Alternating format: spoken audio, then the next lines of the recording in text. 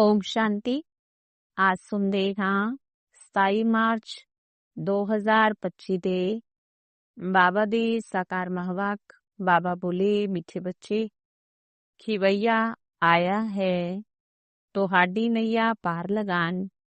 ਤੁਸੀਂ ਬਾਪ ਨਾਲ ਸੱਚੇ ਹੋ ਕੇ ਰਹੋ ਤਾਂ ਨਈਆ ਹਿੱਲੇਗੀ ਡੁੱਲੇਗੀ, ਲੇਕਿਨ ਡੁੱਬ ਨਹੀਂ ਸਕਦੀ। ਪ੍ਰਸ਼ਨ ਹੈ, ਬਾਪ ਦੀ ਯਾਦ ਬੱਚਿਆਂ ਨੂੰ ਯਥਾਰਥ ਨਾ ਰਹਿਣ ਦਾ ਮੁੱਖ ਕਾਰਨ ਕੀ ਹੈ?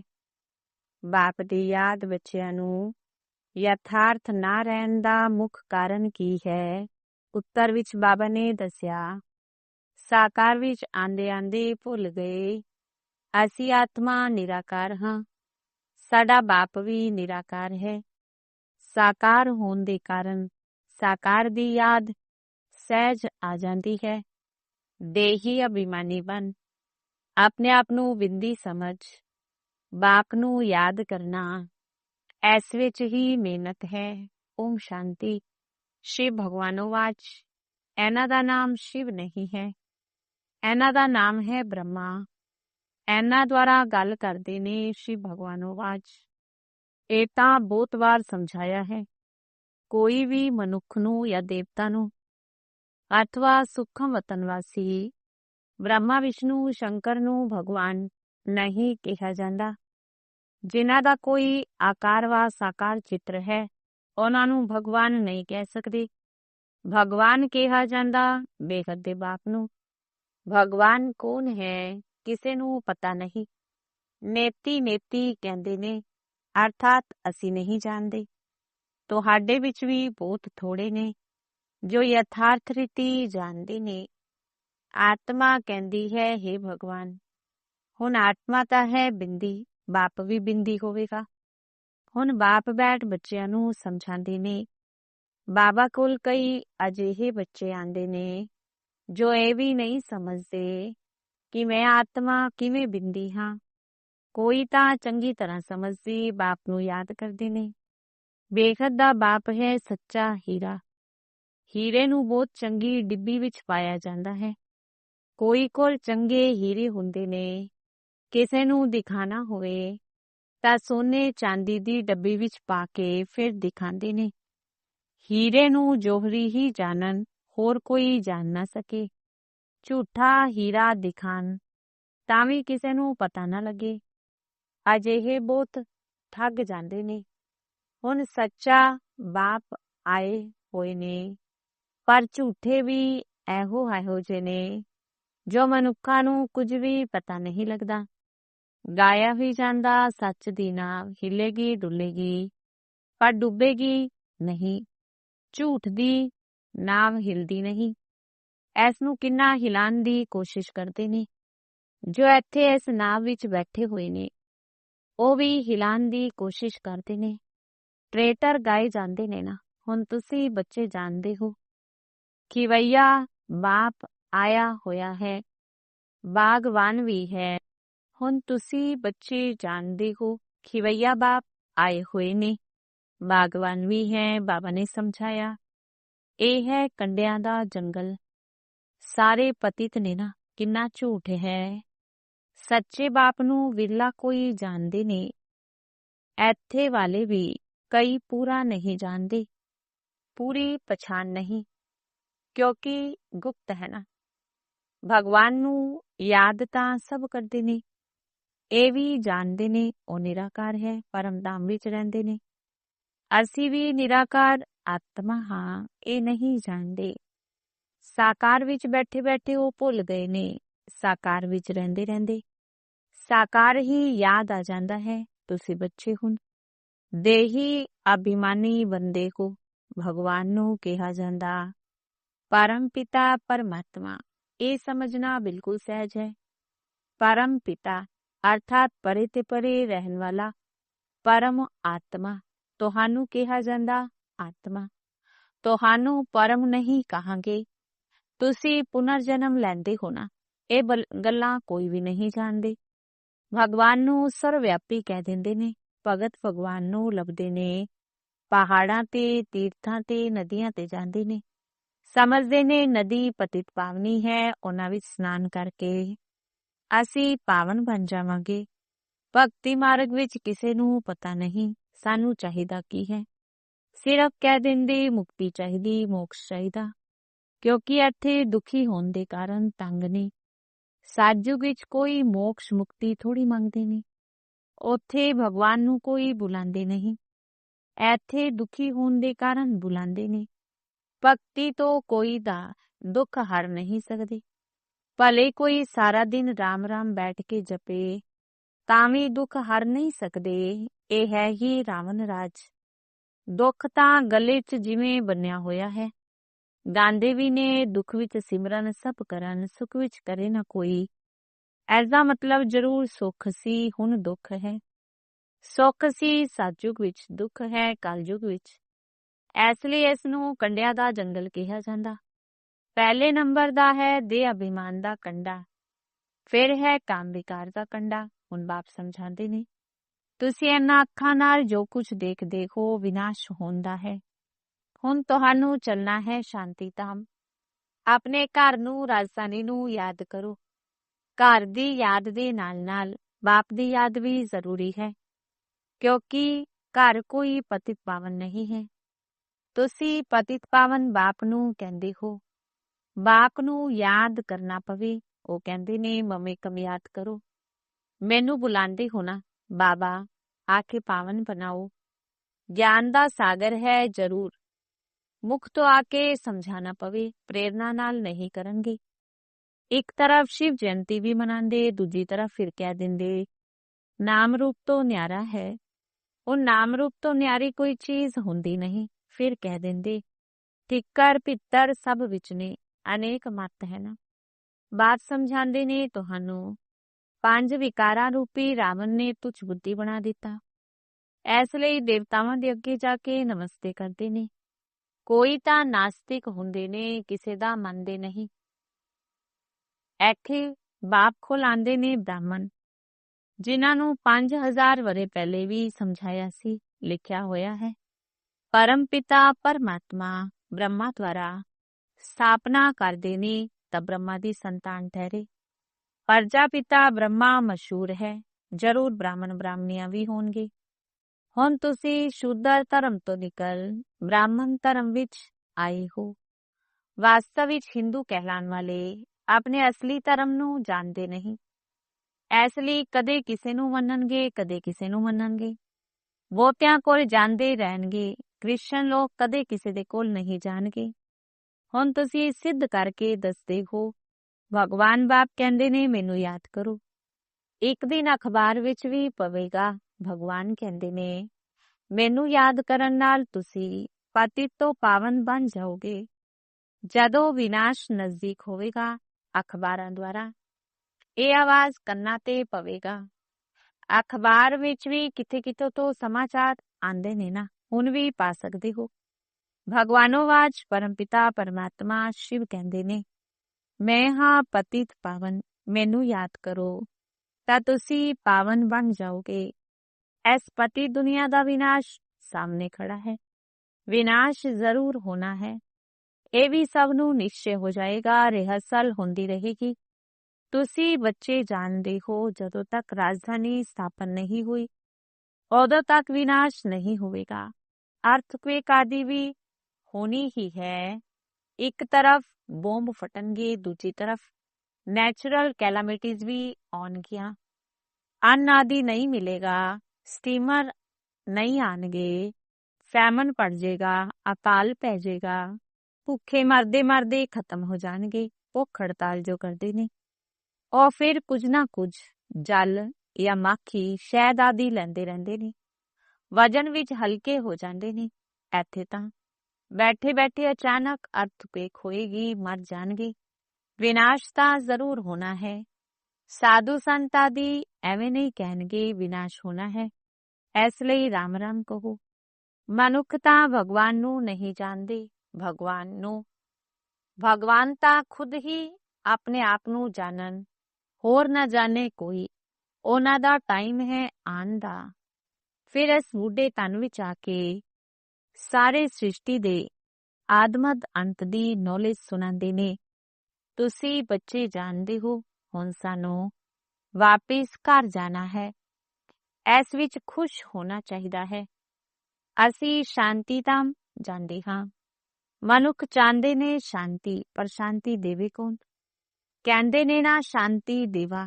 ਹੁਣ ਦੇਵਾਂ ਦਾ ਦੇਵ ਇੱਕ ਉੱਚੇ ਤੇ ਉੱਚਾ ਬਾਪ ਹੈ। ਉਹ ਕਹਿੰਦੇ ਨੇ ਮੈਂ ਤੁਹਾਨੂੰ ਪਾਵਨ ਬਣਾ ਕੇ ਨਾਲ ਲੈ ਜਾਵਾਂਗਾ, ਇੱਕ ਨੂੰ ਵੀ ਨਹੀਂ ਛੱਡਾਂਗਾ। ਡਰਾਮਾ ਅਨੁਸਾਰ ਸਭ ਨੂੰ ਜਾਣਾ ਹੀ ਹੈ, ਗਾਇਆ ਹੋਇਆ ਹੈ। ਮੱਛਰਾਂ ਸਦ੍ਰਿਸ਼ ਸਭ ਆਤਮਾਵਾਂ ਜਾਂਦੀਆਂ ਨੇ। ਇਹ ਵੀ ਜਾਣਦੇ ਹੋ ਸਤਿਯੁਗ ਵਿੱਚ ਬਹੁਤ ਥੋੜੇ ਮਨੁੱਖ ਹੁੰਦੇ ਨੇ। ਹੁਣ ਕਲਯੁਗ ਅੰਤ ਵਿੱਚ ਕਿੰਨੇ ਢੇਰ ਮਨੁੱਖ ਨੇ, ਫਿਰ ਥੋੜੇ ਕਿਵੇਂ ਹੋਣਗੇ? ਹੁਣ ਹੈ ਸੰਗਮ। ਤੁਸੀਂ ਸਤਿਯੁਗ ਵਿੱਚ ਜਾਣ ਦੇ ਲਈ ਪੁਰਸ਼ਾਰਥ ਕਰਦੇ ਹੋ। ਜਾਣਦੇ ਹੋਏ ਵਿਨਾਸ਼ ਹੋਵੇਗਾ।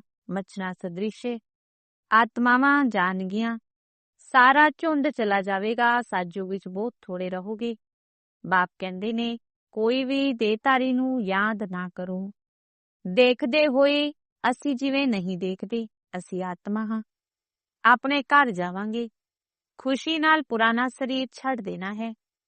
ਆਪਣੇ ਸ਼ਾਂਤੀ ਧਾਮ ਨੂੰ ਯਾਦ ਕਰਦੇ ਰਹੋਗੇ ਤਾਂ ਅੰਤਮਤੇ ਸੋ ਗਤੀ ਹੋ ਜਾਏਗੀ। ਇੱਕ ਬਾਪ ਨੂੰ ਯਾਦ ਕਰਨਾ ਹੈ। ਇਸ ਵਿੱਚ ਮਿਹਨਤ ਹੈ। ਮਿਹਨਤ ਬਗੈਰ ਉੱਚ ਪਦ ਥੋੜੀ ਮਿਲੇਗਾ। ਬਾਪ ਆਂਦੇ ਹੀ ਨੇ ਤੁਹਾਨੂੰ ਨਰ ਤੋਂ ਨਾਰਾਇਣ ਬਣਾਉਣ ਦੇ ਲਈ।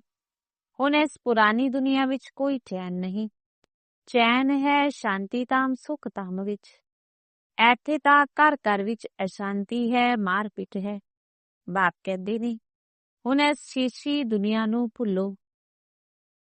ਮਿੱਠੇ ਮਿੱਠੇ ਬੱਚੋ, ਮੈਂ ਤੁਹਾਡੇ ਲਈ ਸਵਰਗ ਦੀ ਸਥਾਪਨਾ ਕਰਨ ਆਇਆ ਹਾਂ। ਇਸ ਨਰਕ ਵਿੱਚ ਤੁਸੀਂ ਪਤਿਤ ਬਣ ਗਏ ਹੋ, ਹੁਣ ਸਵਰਗ ਵਿੱਚ ਚੱਲਣਾ ਹੈ। ਹੁਣ ਬਾਪ ਨੂੰ ਤੇ ਸਵਰਗ ਨੂੰ ਯਾਦ ਕਰੋ ਤਾਂ ਅੰਤਮਤੇ ਸੋ ਗਤੀ ਹੋ ਜਾਵੇਗੀ। ਸ਼ਾਦੀ ਆਦਿ ਵਿੱਚ ਭੁੱਲੇ ਜਾਓ, ਪਰ ਯਾਦ ਬਾਪ ਨੂੰ ਕਰੋ। ਨੌਲੇਜ ਸਾਰੀ ਬੁੱਧੀ ਵਿੱਚ ਰਹਿਣੀ ਚਾਹੀਦੀ ਹੈ। ਭਲੇ ਆਪਣੇ ਘਰ ਵਿੱਚ ਰਹੋ, ਬੱਚਿਆਂ ਦੀ ਸੰਭਾਲ ਕਰੋ, ਪਰ ਬੁੱਧੀ ਵਿੱਚ ਯਾਦ ਰੱਖੋ ਬਾਪ ਦਾ ਫਰਮਾਨ ਹੈ ਮੈਨੂੰ ਯਾਦ ਕਰੋ, ਘਰ ਛੱਡਣਾ ਨਹੀਂ ਹੈ। ਨਹੀਂ ਤਾਂ ਬੱਚਿਆਂ ਦੀ ਸੰਭਾਲ ਕੌਣ ਕਰੇਗਾ? ਭਗਤ ਲੋਕ ਘਰ ਵਿੱਚ ਰਹਿੰਦੇ ਨੇ, ਗ੍ਰਸਤ ਵਿਵਹਾਰ ਵਿੱਚ ਰਹਿੰਦੇ ਨੇ, ਫਿਰ ਵੀ ਭਗਤ ਕਿਹਾ ਜਾਂਦਾ ਕਿਉਂਕਿ ਭਗਤੀ ਕਰਦੇ ਨੇ ਨਾ, ਘਰ-ਬਾਰ ਸੰਭਾਲਦੇ ਨੇ। ਵਿਕਾਰ ਵਿੱਚ ਜਾਂਦੇ ਨੇ, ਗੁਰੂ ਲੋਕ ਉਹਨਾਂ ਨੂੰ ਕਹਿੰਦੇ ਨੇ ਸ਼੍ਰੀ ਕ੍ਰਿਸ਼ਨ ਨੂੰ ਯਾਦ ਕਰੋ ਤਾਂ ਉਹਨਾਂ ਜਿਹਾ ਬੱਚਾ ਹੋਵੇਗਾ। ਇਹਨਾਂ ਗੱਲਾਂ ਵਿੱਚ ਤੁਸੀਂ ਬੱਚਿਆਂ ਨੂੰ ਨਹੀਂ ਜਾਣਾ, ਕਿਉਂਕਿ ਤੁਹਾਨੂੰ ਤਾਂ ਹੁਣ ਸਤਿਯੁਗ ਗਿਆਨ ਦੀਆਂ ਗੱਲਾਂ ਸੁਣਾਈਆਂ ਜਾਂਦੀਆਂ ਨੇ, ਜਿਸ ਦੀ ਸਥਾਪਨਾ ਹੋ ਰਹੀ ਹੈ। ਵੈਕੁੰਠ ਦੀ ਸਥਾਪਨਾ ਕੋਈ ਸ਼੍ਰੀ ਕ੍ਰਿਸ਼ਨ ਨਹੀਂ ਕਰਦੇ। ਸ਼੍ਰੀ ਕ੍ਰਿਸ਼ਨ ਤਾਂ ਮਾਲਿਕ ਬਣਿਆ ਨਾ, ਬਾਪ ਤੋਂ ਵਰਸਾ ਲਿਆ। ਸੰਗਮ ਦੇ ਸਮੇਂ ਹੀ ਗੀਤਾ ਦਾ ਭਗਵਾਨ ਆਂਦੇ ਨੇ। ਗੀਤਾ ਸੁਣਾਈ ਬਾਪ ਨੇ ਔਰ ਬੱਚੇ ਨੇ ਸੁਣੀ। ਭਗਤੀ ਮਾਰਗ ਵਿੱਚ ਬਾਪ ਦੇ ਬਦਲੇ ਬੱਚੇ ਦਾ ਨਾਮ ਪਾ ਦਿੱਤਾ, ਬਾਪ ਨੂੰ ਭੁੱਲ ਗਏ ਤਾਂ ਗੀਤਾ ਵੀ ਖੰਡਨ ਹੋ ਗਈ। ਉਹ ਖੰਡਨ ਕੀਤੀ ਹੋਈ ਗੀਤਾ ਪੜਨ ਨਾਲ ਕੀ ਹੋਵੇਗਾ? ਬਾਪ ਤੋਂ ਰਾਜਯੋਗ ਸਿਖਾ ਕੇ ਗਏ। ਇਹਨਾਂ ਤੋਂ ਸ਼੍ਰੀ ਕ੍ਰਿਸ਼ਨ ਸਤਿਯੁਗ ਦਾ ਮਾਲਿਕ ਬਣਿਆ। ਭਗਤੀ ਮਾਰਗ ਵਿੱਚ ਸਤ ਨਾਰਾਇਣ ਦੀ ਕਥਾ ਸੁਣਨ ਨਾਲ ਕੋਈ ਸਵਰਗ ਦਾ ਮਾਲਿਕ ਬਣੇਗਾ ਕਿ ਨਾ? ਕੋਈ ਇਸ ਖਿਆਲਾਤ ਨਾਲ ਸੁਣਦੇ ਨਹੀਂ, ਉਸ ਨਾਲ ਫਾਇਦਾ ਕੁਝ ਨਹੀਂ ਮਿਲਦਾ। ਸਾਧੂ ਸੰਤ ਆਦਿ ਆਪਣਾ ਆਪਣਾ ਮੰਤਰ ਦਿੰਦੇ ਨੇ, ਫੋਟੋ ਦਿੰਦੇ ਨੇ। ਇੱਥੇ ਉਹ ਕੋਈ ਗੱਲ ਨਹੀਂ।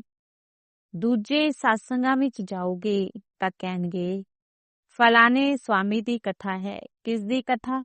ਵੇਦਾਂਤ ਦੀ ਕਥਾ, ਗੀਤਾ ਦੀ ਕਥਾ, ਭਾਗਵਤ ਦੀ ਕਥਾ। ਹੁਣ ਤੁਸੀਂ ਬੱਚੇ ਜਾਣਦੇ ਹੋ ਸਾਨੂੰ ਪੜ੍ਹਾਉਣ ਵਾਲਾ ਕੋਈ ਦੇਹਧਾਰੀ ਨਹੀਂ ਹੈ, ਨਾ ਕੋਈ ਸ਼ਾਸਤਰ ਆਦਿ ਕੁਝ ਪੜਿਆ ਹੋਇਆ। ਸ਼ਿਵ ਬਾਬਾ ਕੋਈ ਸ਼ਾਸਤਰ ਪੜ੍ਹੇ ਨੇ ਕਿ? ਪੜ੍ਹਦੇ ਨੇ ਮਨੁੱਖ। ਸ਼ਿਵ ਬਾਬਾ ਕਹਿੰਦੇ ਮੈਂ ਗੀਤਾ ਆਦਿ ਕੁਝ ਪੜਿਆ ਹੋਇਆ ਨਹੀਂ ਹਾਂ। ਇਹ ਰਥ ਜਿਨ੍ਹਾਂ ਵਿੱਚ ਬੈਠਾ ਹਾਂ ਇਹ ਪੜਿਆ ਹੋਇਆ ਹੈ, ਮੈਂ ਨਹੀਂ ਪੜਿਆ ਹੋਇਆ। ਮੇਰੇ ਵਿੱਚ ਤਾਂ ਸਾਰੇ ਸ੍ਰਿਸ਼ਟੀ ਚੱਕਰ ਦੀ ਆਦਮਦੰਤ ਦਾ ਗਿਆਨ ਹੈ। ਇਹ ਰੋਜ਼ ਗੀਤਾ ਪੜ੍ਹਦਾ ਸੀ। ਤੋਤੇ ਮੁਆਫਿਕ ਕੰਠ ਕਰ ਲੈਂਦੇ ਸੀ। ਜਦੋਂ ਬਾਬਾ ਨੇ ਪ੍ਰਵੇਸ਼ ਕੀਤਾ ਝੱਟ ਗੀਤਾ ਛੱਡ ਦਿੱਤੀ, ਕਿਉਂਕਿ ਬੁੱਧੀ ਵਿੱਚ ਆ ਗਿਆ ਕਿਤਾਸ਼ੀ ਬਾਬਾ ਸੁਣਾਉਂਦੇ ਨੇ। ਬਾਪ ਕਹਿੰਦੇ ਨੇ, ਮੈਂ ਤੁਹਾਨੂੰ ਸਵਰਗ ਦੀ ਬਾਦਸ਼ਾਹੀ ਦਿੰਦਾ ਹਾਂ। ਹੁਣ ਇਸ ਪੁਰਾਣੀ ਦੁਨੀਆ ਤੋਂ ਮਮਤਾ ਮਿਟਾ ਦਿਓ। ਸਿਰਫ ਮਮ ਏਕਮ ਯਾਦ ਕਰੋ। ਇਹ ਮਿਹਨਤ ਕਰਨੀ ਹੈ। ਸੱਚੇ ਆਸ਼ਿਕ ਨੂੰ ਘੜੀ ਘੜੀ ਮਾਸ਼ੂਕ ਦੀ ਯਾਦ ਹੀ ਆਉਂਦੀ ਰਹਿੰਦੀ ਹੈ ਨਾ। ਹੁਣ ਬਾਪ ਦੀ ਯਾਦ ਅਜਿਹੀ ਪੱਕੀ ਰਹਿਣੀ ਚਾਹੀਦੀ ਹੈ। ਪਾਰਲੌਕਿਕ ਬਾਪ ਕਹਿੰਦੇ ਨੇ, ਬੱਚੇ ਮੈਨੂੰ ਯਾਦ ਕਰੋ ਔਰ ਸਵਰਗ ਦੇ ਵਰਸੇ ਨੂੰ ਯਾਦ ਕਰੋ। ਇਸ ਵਿੱਚ ਕੁਝ ਵੀ ਆਵਾਜ਼ ਕਰਨ ਦੀ, ਝਾਂਜ ਵਜਾਉਣ ਦੀ ਦਰਕਾਰ ਨਹੀਂ। ਗੀਤ ਵੀ ਕੋਈ ਚੰਗੇ ਚੰਗੇ ਆਉਂਦੇ ਨੇ ਤਾਂ ਵਜਾਏ ਜਾਂਦੇ ਨੇ, ਜਿਸ ਦਾ ਅਰਥ ਵੀ ਤੁਹਾਨੂੰ ਸਮਝਾਉਂਦੇ ਨੇ। ਗੀਤ ਬਣਾਉਣ ਵਾਲੇ ਖੁਦ ਕੁਝ ਨਹੀਂ ਜਾਣਦੇ। ਮੀਰਾ ਭਗਤ ਬੰਸੀ, ਤੁਸੀਂ ਤਾਂ ਹੁਣ ਗਿਆਨੀ ਹੋ। ਬੱਚਿਆਂ ਤੋਂ ਜਦੋਂ ਕੋਈ ਕੰਮ ਠੀਕ ਨਹੀਂ ਹੁੰਦਾ, ਬਾਬਾ ਕਹਿੰਦੇ ਤੁਸੀਂ ਤਾਂ ਜਿਵੇਂ ਭਗਤ ਹੋ। ਉਹ ਵੀ ਸਮਝ ਜਾਂਦੇ ਨੇ। ਬਾਬਾ ਨੇ ਸਾਨੂੰ ਅਜਿਹਾ ਕਿਉਂ ਕਿਹਾ? ਬਾਪ ਸਮਝਾਉਂਦੇ ਨੇ, ਬੱਚੇ ਹੁਣ ਬਾਪ ਨੂੰ ਯਾਦ ਕਰੋ, ਪੈਗੰਬਰ ਬਣੋ, ਮੈਸੇਂਜਰ ਬਣੋ, ਸਭ ਨੂੰ ਪੈਗਾਮ ਦਿਓ। ਬਾਪ ਦੇ ਵਰਸੇ ਨੂੰ ਯਾਦ ਕਰੋ ਤਾਂ ਜਨਮ ਜਨਮਾਂਤਰ ਦੇ ਪਾਪ ਭਸਮ ਹੋ ਜਾਣਗੇ। ਹੁਣ ਵਾਪਿਸ ਘਰ ਜਾਣ ਦਾ ਸਮੇਂ ਹੈ। ਭਗਵਾਨ ਇੱਕ ਨਿਰਾਕਾਰ ਹੈ। ਉਹਨਾਂ ਨੂੰ ਆਪਣੀ ਦੇਹ ਹੈ ਨਹੀਂ। ਬਾਪ ਬੈਠ ਆਪਣਾ ਪਰਿਚੈ ਦਿੰਦੇ ਨੇ। ਮਨ ਮਨਾ ਭਵ ਦਾ ਮੰਤਰ ਦਿੰਦੇ ਨੇ। ਸਾਧੂ ਸੰਨਿਆਸੀ ਆਦਿ ਕਦੇ ਐਵੇਂ ਨਹੀਂ ਕਹਿਣਗੇ ਹੁਣ ਵਿਨਾਸ਼ ਹੋਣਾ ਹੈ। ਬਾਪ ਨੂੰ ਯਾਦ ਕਰੋ। ਬਾਪ ਹੀ ਬ੍ਰਾਹਮਣ ਬੱਚਿਆਂ ਨੂੰ ਯਾਦ ਦਿਵਾਉਂਦੇ ਨੇ। ਯਾਦ ਤੋਂ ਹੈਲਥ, ਪੜ੍ਹਾਈ ਤੋਂ ਵੈਲਥ ਮਿਲੇਗੀ। ਤੁਸੀਂ ਕਾਲ ਤੇ ਜਿੱਤ ਪਾਉਂਦੇ ਹੋ। ਉੱਥੇ ਕਦੇ ਅਕਾਲ ਮ੍ਰਿਤੂ ਨਹੀਂ ਹੁੰਦਾ। ਦੇਵਤਾਵਾਂ ਨੇ ਕਾਲ ਤੇ ਜਿੱਤ ਪਾਈ ਹੋਈ ਹੈ ਨਾ। ਅੱਛਾ ਮਿੱਠੇ ਮਿੱਠੇ ਸਿੱਕਿਲਾ ਦੇ ਬੱਚਿਆਂ ਪ੍ਰਤੀ ਮਾਤ ਪਿਤਾ ਬਾਪ ਦਾਦਾ ਦਾ ਯਾਦ ਪਿਆਰ ਤੇ ਗੁੱਡ ਮਾਰਨਿੰਗ। ਰੂਹਾਨੀ ਬਾਪ ਦੀ ਰੂਹਾਨੀ ਬੱਚਿਆਂ ਨੂੰ ਨਮਸਤੇ। ਰੂਹਾਨੀ ਬੱਚਿਆਂ ਦੀ ਰੂਹਾਨੀ ਬਾਪ ਦਾਦਾ ਨੂੰ ਨਮਸਤੇ ਨਮਸਤੇ ਨਮਸਤੇ ਜੀ। ਧਾਰਨਾ ਦੇ ਲਈ ਮੁੱਖ ਸਾਹਿਬ। ਪਹਿਲੀ ਧਾਰਨਾ, ਅਜਿਹਾ ਕੋਈ ਕਰਮ ਨਹੀਂ ਕਰਨਾ ਜੋ ਬਾਪ ਦੁਆਰਾ ਭਗਤ ਦਾ ਟਾਈਟਲ ਮਿਲੇ। ਪੈਗੰਬਰ ਬਣ ਸਭ ਨੂੰ ਬਾਪ ਤੇ ਵਰਸੇ ਨੂੰ ਯਾਦ ਕਰਨ ਦਾ ਪੈਗਾਮ ਦੇਣਾ ਹੈ। ਦੂਜਾ, ਇਸ ਪੁਰਾਣੀ ਦੁਨੀਆ ਵਿੱਚ ਕੋਈ ਚੈਨ ਨਹੀਂ ਹੈ। ਇਹ ਛੀਛੀ ਦੁਨੀਆ ਹੈ। ਇਸ ਨੂੰ ਭੁੱਲਦੇ ਹੀ ਜਾਣਾ ਹੈ। ਘਰ ਦੀ ਯਾਦ ਦੇ ਨਾਲ ਨਾਲ ਪਾਵਨ ਬਣਨ ਦੇ ਲਈ ਬਾਪ ਨੂੰ ਜ਼ਰੂਰ ਯਾਦ ਕਰਨਾ ਹੈ। ਵਰਦਾਨ ਹੈ, ਪ੍ਰਵਿਰਤੀ ਵਿੱਚ ਰਹਿਣ ਵਾਲੇ ਨਿਰੰਤਰ ਯੋਗੀ ਭਵ। ਪ੍ਰਵਿਰਤੀ ਵਿੱਚ ਰਹਿੰਦੇ, ਪਰ ਵ੍ਰਿਤੀ ਵਿੱਚ ਰਹਿਣ ਵਾਲੇ ਨਿਰੰਤਰ ਯੋਗੀ ਭਵ। ਨਿਰੰਤਰ ਯੋਗੀ ਬਣਨ ਦਾ ਸਹਿਜ ਸਾਧਨ ਹੈ ਪ੍ਰਵਿਰਤੀ ਵਿੱਚ ਰਹਿੰਦੇ, ਪਰ ਵ੍ਰਿਤੀ ਵਿੱਚ ਰਹਿਣਾ। ਪਰਵ੍ਰਿਤੀ ਅਰਥਾਤ ਆਤਮਿਕ ਸਵਰੂਪ। ਜੋ ਆਤਮਿਕ ਸਰੂਪ ਵਿੱਚ ਸਥਿਤ ਰਹਿੰਦਾ, ਉਹ ਸਦਾ ਨਿਆਰਾ ਤੇ ਬਾਪ ਦਾ ਪਿਆਰਾ ਬਣ ਜਾਂਦਾ। ਕੁਝ ਵੀ ਕਰੇਗਾ ਲੇਕਿਨ ਇਹ ਮਹਿਸੂਸ ਹੋਏਗਾ ਜਿਵੇਂ ਕੋਈ ਕੰਮ ਨਹੀਂ ਕੀਤਾ, ਖੇਡ ਕੀਤਾ ਹੈ। ਪ੍ਰਵਿਰਤੀ ਵਿੱਚ ਰਹਿੰਦੇ, ਆਤਮਿਕ ਰੂਪ ਵਿੱਚ ਰਹਿਣ ਨਾਲ ਇਹ ਸਭ ਖੇਲ ਦੀ ਤਰ੍ਹਾਂ ਸਹਿਜ ਅਨੁਭਵ ਹੋਵੇਗਾ। ਬੰਧਨ ਨਹੀਂ ਲੱਗੇਗਾ। ਸਿਰਫ ਸਨੇਹ ਸਹਿਯੋਗ ਦੇ ਨਾਲ ਨਾਲ ਸ਼ਕਤੀ ਦੀ ਐਡੀਸ਼ਨ ਕਰੋ ਤਾਂ ਹਾਈ ਜੰਪ ਲਗਾ ਲੋਗੇ। ਸਲੋਗਨ ਹੈ, ਬੁੱਧੀ ਦੀ ਮਹੀਨਤਾ ਅਥਵਾ ਆਤਮਾ ਦਾ ਹਲਕਾਪਨ ਹੀ ਬ੍ਰਾਹਮਣ ਜੀਵਨ ਦੀ ਪਰਸਨੈਲਿਟੀ ਹੈ। ਬੁੱਧੀ ਦੀ ਮਹੀਨਤਾ ਅਥਵਾ ਆਤਮਾ ਦਾ ਹਲਕਾਪਨ ਹੀ ਬ੍ਰਾਹਮਣ ਜੀਵਨ ਦੀ ਪਰਸਨੈਲਿਟੀ ਹੈ। ਅਵਿਅਕਤ ਇਸ਼ਾਰੇ ਸੱਤਿਅਤਾ ਸਭਿਅਤਾ ਰੂਪੀ ਕਲਚਰ ਨੂੰ ਅਪਣਾਓ। ਹਿੰਮਤੇ ਸ਼ਕਤੀਆਂ ਮਦਦੇ ਸਰਵ ਸ਼ਕਤੀਵਾਨ। ਸ਼ੇਰਨੀਆਂ ਕਦੇ ਕਿਸੇ ਤੋਂ ਡਰਦੀਆਂ ਨਹੀਂ, ਨਿਰਭੈ ਹੁੰਦੀਆਂ ਨਹੀਂ। ਇਹ ਵੀ ਭੈ ਨਾ ਹੋਵੇ ਕਿ ਪਤਾ ਨਹੀਂ ਕੀ ਹੋਵੇਗਾ। ਸੱਤਿਅਤਾ ਦੇ ਸ਼ਕਤੀ ਸਰੂਪ ਹੋ ਕੇ ਨਸ਼ੇ ਨਾਲ ਬੋਲੋ, ਨਸ਼ੇ ਨਾਲ ਦੇਖੋ। ਅਸੀਂ ਆਲਮਾਈਟੀ ਗਵਰਨਮੈਂਟ ਦੇ ਅਨੁਚਰ ਹਾਂ। ਇਸ ਸਮ੍ਰਿਤੀ ਨਾਲ ਅਯਥਾਰਥ ਨੂੰ ਵੀ ਯਥਾਰਥ ਵਿੱਚ ਲਿਆਉਣਾ ਹੈ। ਸੱਤਿਆ ਨੂੰ ਪ੍ਰਸਿੱਧ ਕਰਨਾ ਹੈ, ਨਾ ਕਿ ਛਿਪਾਣਾ ਹੈ। ਲੇਕਿਨ ਸੱਤਿਅਤਾ ਦੇ ਨਾਲ ਨਾਲ ਬੋਲ ਵਿੱਚ ਮਧੁਰਤਾ, ਸਭਿਅਤਾ ਆਵਸ਼ਕ ਹੈ, ਜ਼ਰੂਰੀ ਹੈ। ਓਮ ਸ਼ਾਂਤੀ।